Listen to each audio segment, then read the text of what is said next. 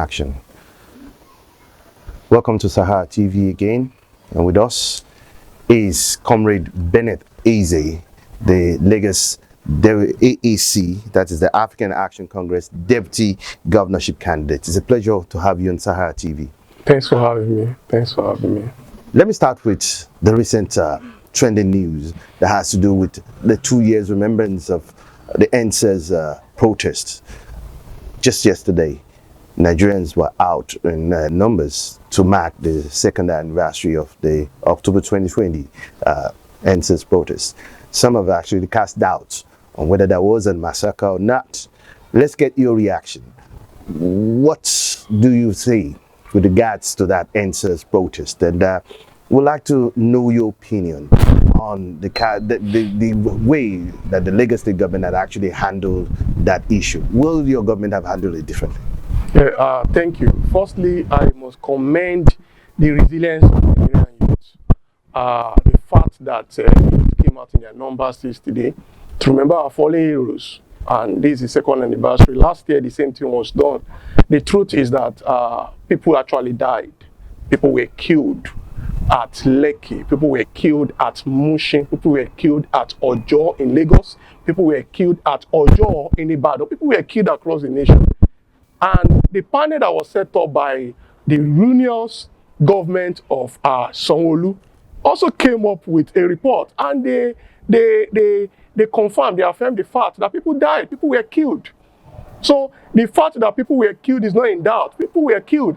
So what we should be talking about now is how do we compensate the families of these fallen heroes? That is number one. Then number two, how do we forestall such from happening again? Because 2 years after EndSARS massacre, the police are still molesting people daily. They are still killing people daily. People are still being harassed daily.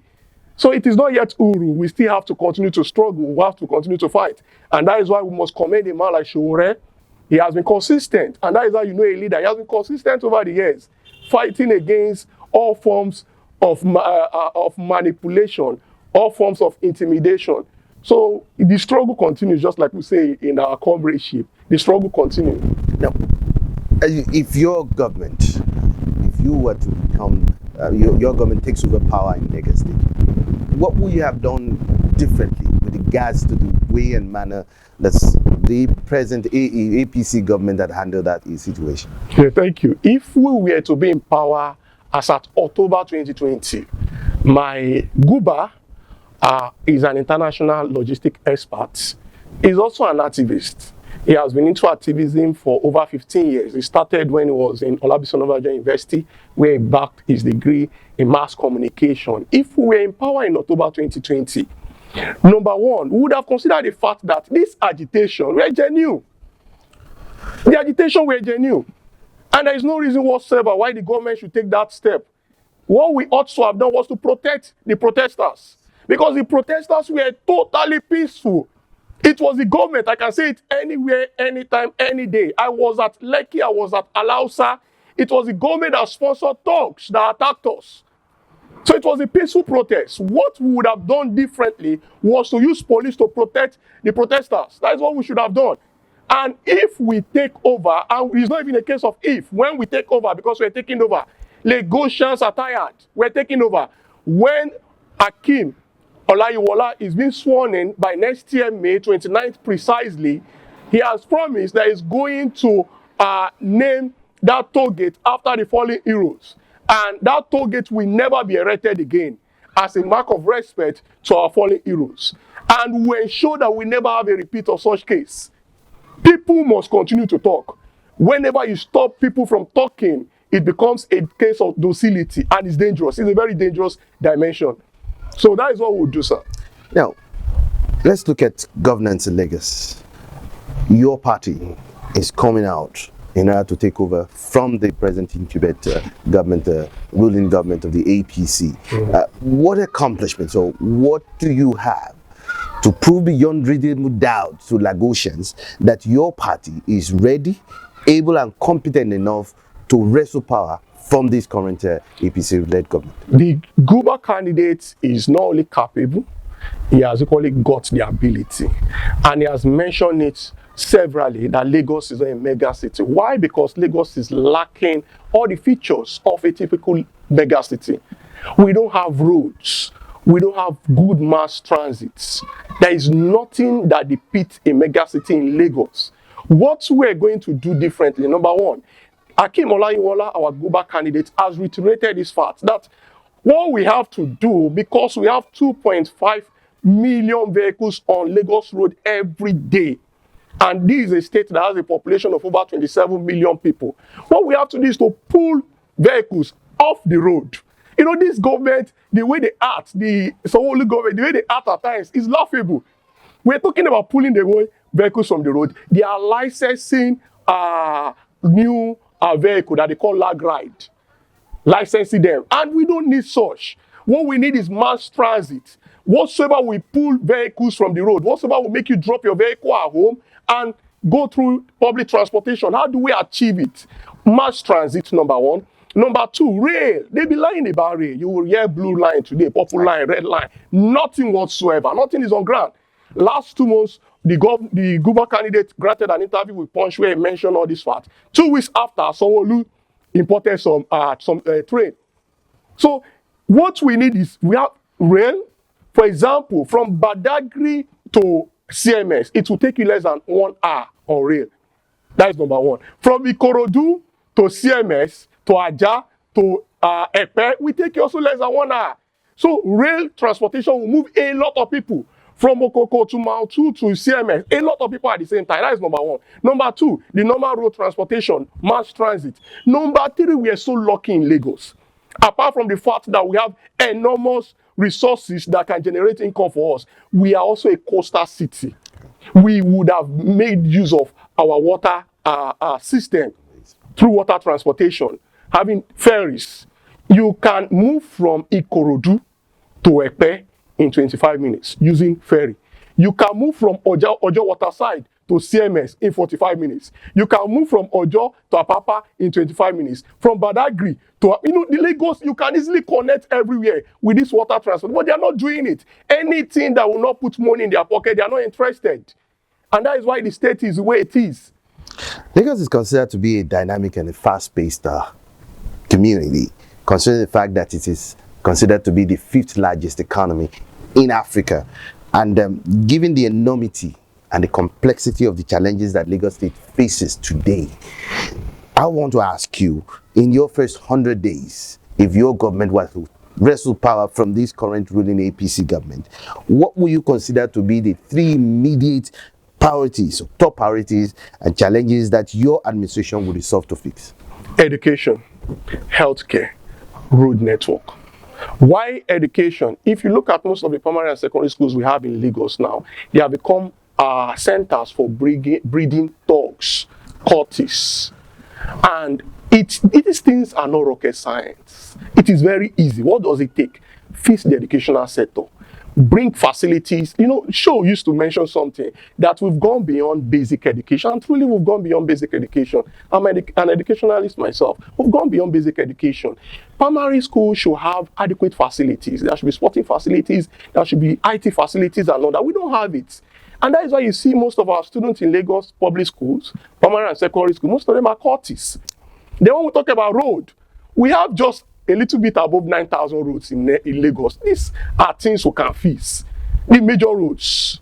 Then we talk about healthcare. Healthcare in Lagos is nothing to write home of. Nothing. Public health system in Lagos is far more expensive than what you pay in private health facilities. And these are things we're going to put an end to. You also talked about road network. How do you... Yeah, road network. Road network, like I mentioned earlier, we only have 9,000, just a little bit above 9,000 roads. And we're talking about a state that has a budget of 1.7 trillion. These things are not rocket science. Now, let me take you up on each of these top priorities that you have just mentioned. Education, health, and the road networks. Let's start with the education. Today, Lagos State faces immense challenges as far as education sector is concerned. Taking into cognizance insufficient training, funding for most schools, poor teacher training, as well as motivation. Now, focusing on this form, of different forms of the primary education, I mean the education sector, from the pre-primary, preschool to primary, secondary, vocational, adult education and tertiary education. Which one will your government pick on, and what specifically will you be doing during your 4-year tenure to leave a legacy in the educational sector? Yes. It is difficult for you to pick a particular segment of our educational sector. Our policy for education is holistic, from primary to secondary to tertiary. Could you expatiate Now, on let me expatiate. The primary educational system, you do it in collaboration with the local government because it's the mandate of the local government. But what we have in Lagos State, we don't have local governments. The local government are just appendages. They are like an extension of the state. Now, the governor has promised to build hundreds of primary schools, as well as renovate the existing one, 180 to be precise, and renovate the existing ones with adequate facilities, sporting facilities, IT facilities, and all that. Ditto for the secondary school. Then the universities are underfunded. There is no reason whatsoever why LASU should not be #1 in Nigeria, considering the enormity of funds, the enormous fund available to Lagos. There is no reason why Akwe, that is now Lagos State College of Education, Lagos State University of Education, should not be one of the best. LASPOTEC is now a university. There's no reason why this tertiary institution should not be highly rated. If you look at Lagos State budget, what they are budgeting for education is less than 15%. And you can't talk about human capital development without considering education. And that is why we have what we have in our educational sector. That is why our kids are becoming cultists in secondary school. That is why all our educational facilities are dilapidated. That is why our educational sector is nothing to write home of. That is why a state like Lagos cannot boast of being the best in the country in WAEC and ECO exam. So it's appalling. So that is the first thing we're going to fix in that sector. From primary to secondary to tertiary education. You can't just pick one. It has to be an holistic package.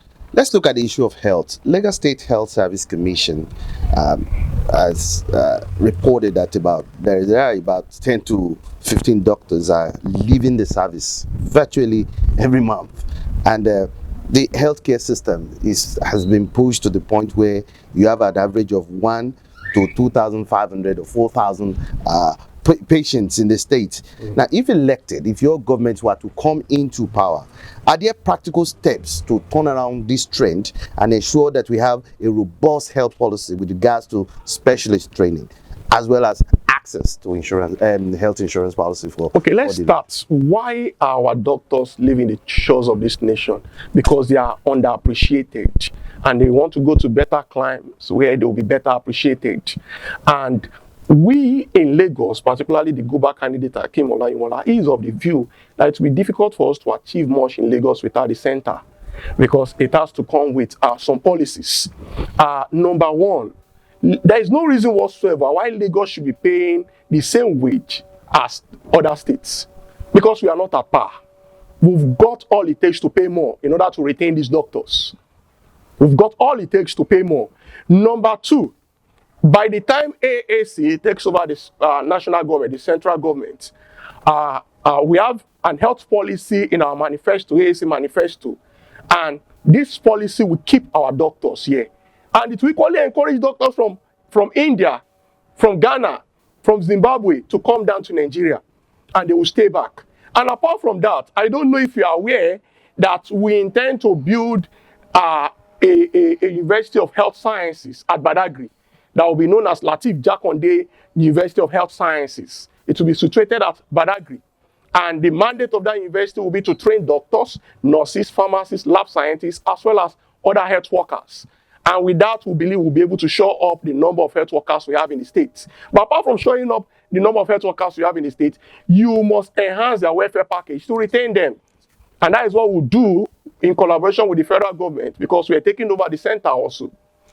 You also talked about the road networks, and one of the things that has been troubling in Lagos State in recent times has been the fact that we have various gridlocks on Lagos State's roads. and considering the inefficiency of operations, the difficulty in accessing road networks in Lagos, and the environmental degradation, the impacts on residents and businesses to a very large extent, how will your government, if given the opportunity, solve and address the very serious issues with regards to road networks in Lagos? Okay, let's look at the state of our roads.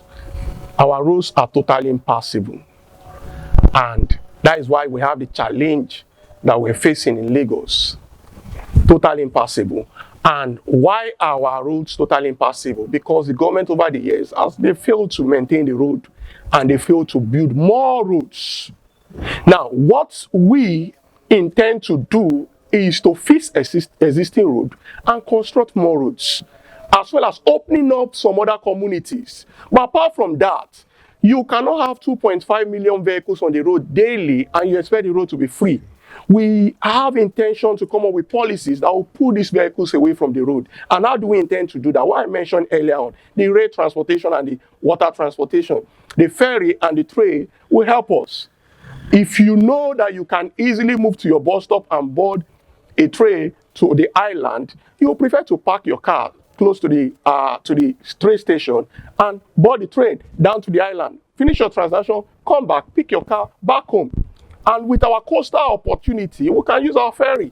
If you are residing around Ikorodu, you can drive down to the ferry park, park your vehicle, take the ferry down to the island, do your transaction, come back home. And by so doing, you would have reduced the vehicles plying the road by half. And once you reduce the vehicle plying the road, naturally, traffic gridlock will drop. Let's go back to the issue. Earlier on, you mentioned the fact that the Lagos State local governments have become an appendage of the state government, and the issue of autonomy has become a pivotal issue that has been presented itself as a challenge. What will your government, if elected, do differently to ensure that local government are actually really autonomous and have the power to be able to play their constitutional role? The local government is an important constituency to the Guber candidate. He has mentioned it severally, that the first thing he will do is to grant local government their constitutional autonomy. Because what the constitution stipulates is that you pay them directly, not the kind of system we have.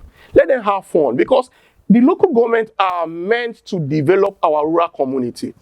And we have so many of such communities in Lagos, from Agege to Ojo, to Alimosho, to Badagry, to Sanwoolu, to Bejuleki, to Epe. We have so many of such communities.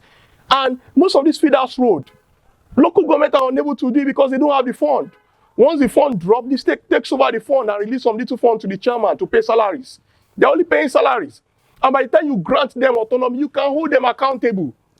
We have released, so fund has been released from the federation account to so local government, hold your chairman accountable. But we can't do that, because once they get the fund, the state has a way of collecting the fund from them. The chairmen are just salary payers, and they earn their own salary also. There is nothing they can do. So the issue of autonomy for local government cannot be overemphasized. It's key. What will your government do about the issue of taxation, in the near time, so that those who pay taxes in Lagos can actually see the benefit of the taxes being paid? And, considering the fact that we also have issues with of multiple taxations, how will your government address this? Yeah, the AAC as a party is not against taxation, because it's difficult for you to grow without revenue.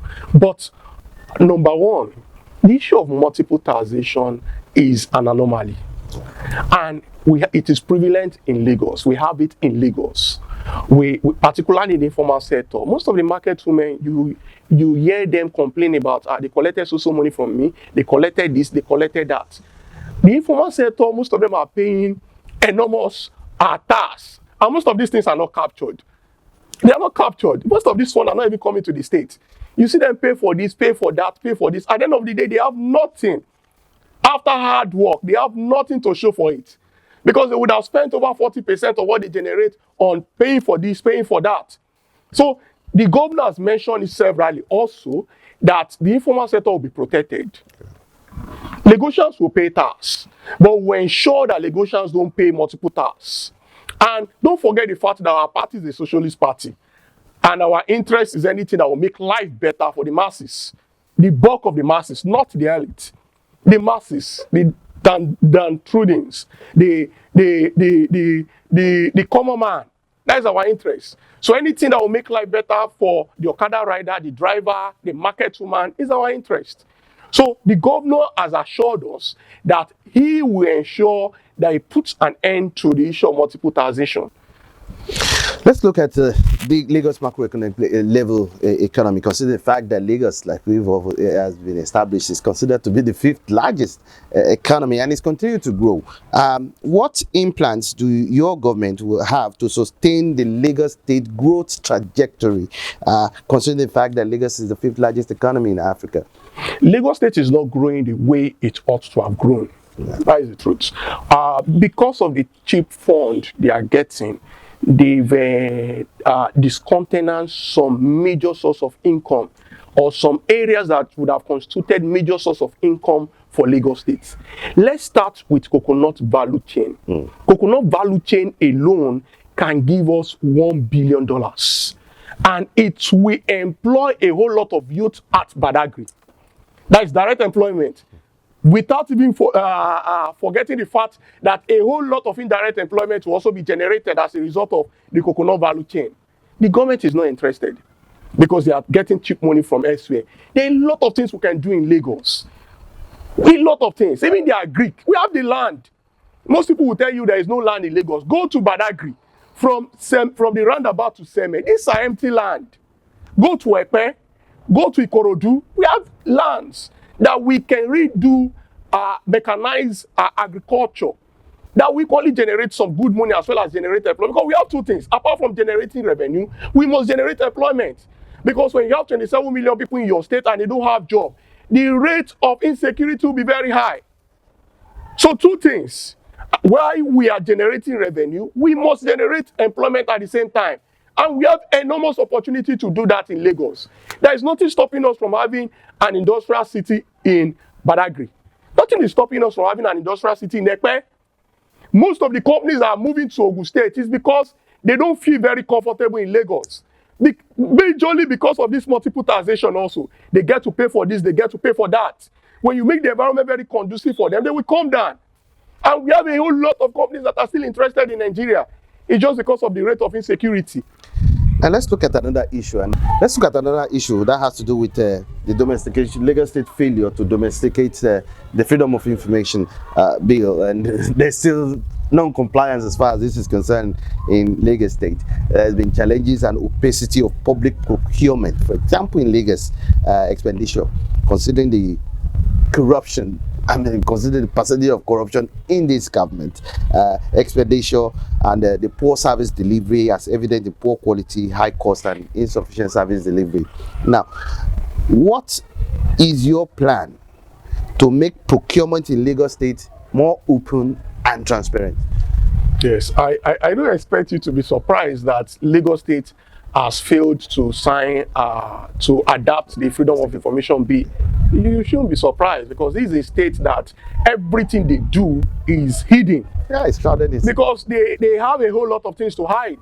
And when you have a lot of things to hide, you try to protect it. Let me come back to our own government. The government of Akim Olayiwola, he has promised it severally. He even went as far 2 weeks ago as declaring his assets. It will be an open door policy. It will be open.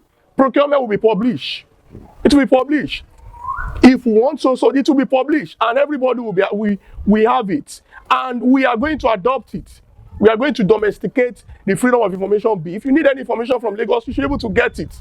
If we have nothing to hide, there is no reason why a journalist should not be able to write a particular ministry and obtain information. But I'm not surprised. But we are going to do that differently.